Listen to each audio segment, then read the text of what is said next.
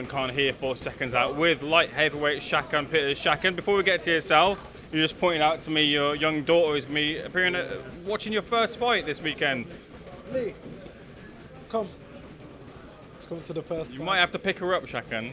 You've got the camera on yourself. Come on. Have you seen Daddy's fights before? Yes. Is he good? Do Yes. you want to be a fighter? Yes. Not for her? Nah, I don't want to. I want to do something else now, but she'll get there. She's very athletic, so she's very flexible. So it's gymnastics and gymnastics and athletics for her. She's very fast runner. Ain't ya? Yeah. Come first at sports day and all that. Made me proud. But her first fight Saturday. No, her second from when she was young, but she's old enough now. She's been in here to watch me spar and things, so she's gonna enjoy this one, isn't it? Yeah. Good. Yeah. Just keeping on the theme of your daughter being at the fight, there's always pressure when it comes to boxers fighting. A little bit of extra pressure having your daughter there? Nah, you know what? It just gives me that drive. My daughter, like, anytime when I'm running and anything's hard for me and I think about my daughter, that's all I need. So I think it does me good that I see her there, you know what I mean? I look there and I see her there. It's going to do me well.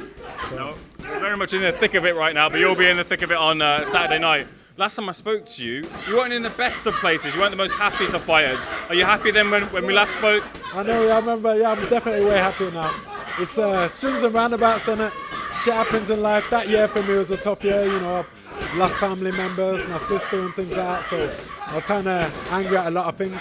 But this time around, it's good to come back in, clear head, new year. I'm blessed to be above the ground. I'm blessed to have a beautiful daughter and family and things, so I'm happy, man. I can't complain. You're a free agent now, is that correct? Yeah, that's correct. Yeah, I'm a free agent. Tell me about the positives and maybe the difficulties you face being a free agent. It's hard to cut. Like, for me, it was hard to have a cut, and it wasn't a bad cut. I'll put it out there. Like, Nick Hennessy has done amazing for my career. He's got me the title shots what I asked for. He's got me the fights. He's delivered. He's made me headline. Like, Mick Hennessy deserves a lot of credit, and there's still now my end. There's no malice. He's done a lot for my career, and I thank him. But it's just the fact that I'm someone who fights on TV, and at the time they lost TV, and it was things like that. So we had a respectful, mutual agreement, and I'm happy that he was understanding. But he'll always get his dues from me and his props. Like, you've done a hell of a good job for my career, and I appreciate him. So are you kind of directing your own path right now? As well as with my team, yeah. And so we're working along with a lot of, with yourselves, obviously. But like, yeah, we've got a lot of pull string and direction here. And sometimes it pays well to be like this, because we're easy to negotiate and talk with, if you get what I'm saying. But as well as we're not stupid. Like, we're good. We're very busy-minded, all of us, but we're easy to get in contact with. So it works out better like that, where you can get in contact with the direct sources, basically. Now, you got McIntyre as the opponent at the weekend. Do you feel that a win at the weekend gets you on the right path to where you want to be towards the end of the year? Hopefully I'll get a few more fights in before the end of the year, but it's one fight at a time. I got to focus on him. He's a hungry fighter. I'm sure he's going to come and bring it, but I've definitely just got to get the win and do it in spectacular fashion. And make a statement. Yeah, speaking about doing things in spectacular fashion, sending that statement, do you feel there's that pressure to do that at the weekend as well? Is there what? Do you feel like there's that pressure to do that as the weekend as well? For me, there's never no pressure. Like, for me, it is what it is, isn't it? Like, I don't put pressure on myself. It is generally what it is. But I know that the best of me will beat the best of him. That's what I believe, so that's what I'm at with things. And laptop by the bag. But nah, that's no disrespect for him or anything, but I've got full confidence and belief in my boxing ability and my game. And I know what I bring to the table, I know what I can do, so that's what I'll be aiming to do, obviously Saturday night. Who's on your radar? Everyone above me, and definitely Dan and Craig. 100%. I want to get that. I want to run it back. But it's no malice. It's business. They're both nice guys, but it's business. I want to get them. Rewrite them losses. And anyone above me, I want smoke with 100%. Anyone. How far away do you feel you are from those fights or those rematches? More or less, as I say there, but I've got to do a decent job on Saturday, and people got to be obviously strong believers in me again as well. I believe in myself. I know what I do in my, my training, in my runs and everything. But all that matters is what you do under the lights. So I know that, and I'm a strong believer of that. But I've just got to take it one fight at a time. I'm not chasing no one. You ask me a question, that's what it is. But one fight at a time, I'll get there where I need to be. I'm still even generally learning, man. Like, people forget I started this sport late. I was playing football, you know what I mean? Like, I've made the turnaround and got to places where some people don't even get to. But that's not me looking back. Like, I still got a lot more to achieve and want to achieve. I'm still a hungry fighter. And, I'm lucky I've not taken mad punishment in boxing. I feel great and I feel good, fit and ready to go again. 2 light heavyweights also feature on the bill, starting off with Ben Whittaker, who's obviously local to the area. I forgot to ask you this actually last time I spoke to you. I saw clips of you doing some training with Sugar Hill. What happened there? So like, I've got family in Miami, and I know they're based in Miami as well, so it only kind of made sense. I like to go to different gyms. I feel like if you want to improve your boxing, you've got to go out there and train, or even learn from coaches like that. Obviously, and go out there and spar the people. Like, I was sparring a lot of American fighters out in their gym as well, and that was a good experience because it's different styles. And in order to get to a world title, these people are also there. They're included, you know what I mean? So it was good to just go out there. As any holiday I go on, I'll bring my running shoes or I'll bring my gym stuff because I want to locate a local gym where I could learn something as well as have a chilled one. It's a full-time job for me, so it's never lay back, chill on the beach, sip a, I don't know, flipping margarita or whatever people do. So yeah, I'm always got to be learning, and if I want to be, as good as I know I can be, then I've always got to keep learning. Any pieces of advice that stuck with you that maybe he gave you? Yeah, there's things he said. There's things that he said, and there's things where I've been, like I said, even Dubai and other places where I learn from different people and different champions out there who are world champions, went and done it themselves. So I'm always like a sponge. Any place I go into, I'm good at.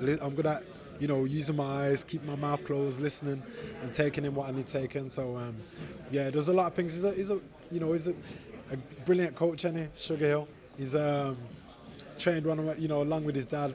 He was there with obviously one of my favourite fighters I follow, Tommy Hearn. So it only made sense. I was happy to have that experience, and I'll most likely go back there again. My grandma's based not too far from their gym, so I'll most likely go back there again soon anyway. Ben's obviously looking to make his name and establish himself off of this success in the Olympics. Do you feel like he's ready for that fast track, and could that fast track ever see you two on the same path? I don't know. I don't know Ben's destiny. I know my destiny. I know what I got to do. Ben's a nice kid. His family, his dad's a nice kid. I'm sure he's going to project and get up there. He's a good fighter. He's a quality fighter. But for me, I'm 6 years deep in the game now. Ben's just started off, so our paths are totally different right now. Right now they're different, and I'm just looking above. You know what I mean? I want to challenge for more of these titles. Don't want to stay at the domestic. You know what I mean? I want to push myself to push past that. So, hopefully the wins on Saturday and keep going forward and things. Then I could look forward. You know what I mean? But I'm sure we'll get there. He's got the right team. He's making the right moves. He's opening the right doors. He's a Midlands fighter. I'm behind him. I hope he does well. But as far as that, like me, I'm just looking forward, and I wish him the best with his journey. He's a great kid, and his dad I got on well with as well. So he'll have a bright future. Speaking of the headliner, Joshua BUATSI, do you kind of look at him and maybe sympathise to a degree? I mean, you've mixed it with people domestically and taken some risks in your career, whereas Josh has been a bit more meticulous, but you almost kind of find yourself in similar sort of positions, really, where you're not quite where you want to be, I guess. So do you kind of look at him and maybe sympathise with where he's at right now, with his career kind of stalling a little bit? I can't sympathise with anyone, man. Like, I only could wish them the best. Everyone's in control manually of their own career. His choices are his own choices for his own career. His business is another good person. I feel like everyone in boxing generally do get on with each other. There's no mad beef and malice. But when it comes to fight game and when it comes to, when people are your actual opponents, and that's what you focus on the day. But all I can do is focus on, my career path. I can't sympathise for him because no one who, if you mention, is probably going to sympathise with my career. They're probably wish me the best as well. but they can't make me do anything. They can't put on my running shoes and make me run. So it's kind of like that, you know what I mean? A cleach catch like that. So yeah, I've just got to focus on my own journey, put all my energy in my own journey and do what I got to do. I know what I'm capable of, and I know I just got to show it, man. One final question before I bring it back to yourself. Beterbiev versus Yard, seems like Top Rank have won their first bid, so likely the fight will happen over in America against Callum Smith. Do you feel that firmly puts the advantages now in Beterbiev's favour? Not really. A ring could be anywhere. You both got to be in the ring. I always say that, like, a ring could be placed anywhere. No one. It's not. Callum Smith's got to fight for himself and fight for his victory. And same with Beterbiev. You know, he's going to do the same as well. But now he won't say there's any disadvantage neither because it's 4 circles. It's a ring. Shaq, I'll leave the final word with you just because we've got some more training going in the background. What can we expect to see from you this weekend? Great performance, a great win, and yeah, I'm happy to be back home in Birmingham, man. Good. Good to speak to you, Shaq. Thanks for speaking to SecondsOut. Sorry for putting you in a bad position there. Good man.